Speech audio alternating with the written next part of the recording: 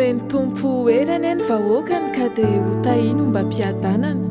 Salamo 8:20 asongadin'ny mpanao salamo ny fiandrianan'Andriamanitra ka saina manome voninahitra azy noho izany ny lanitra sy ny tany mba amin'izay rehetra ao aminy.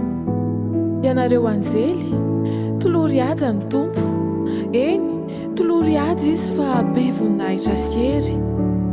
Atolory azy ny voninahitry ny anarany ka dia miankofy ao anatrehan'ny tompo rehefa miseho ny famasinany. Omeo ny tompo ry zanak'Andriamanitra. Eny, omeo voninahitra sy hery ny tompo. Omeo ny tompo ny voninahitry ny anarany. Miankofy ao anatrehan'ny tompo amin'ny fiangona masina. Dika teny protestanta fanitsiana fahenina.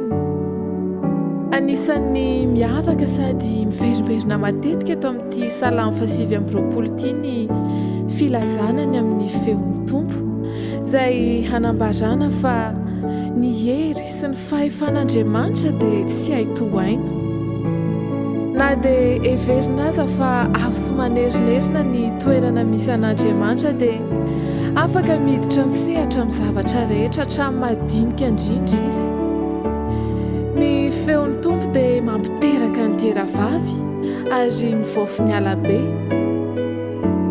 Koa raha mandray an-tanana ny fiainan'ny biby sy ny zava-maniry ny tompo dia mihoatra lavitra noho izany kosa ny fitsinjovan'Andriamanitra antsika olona.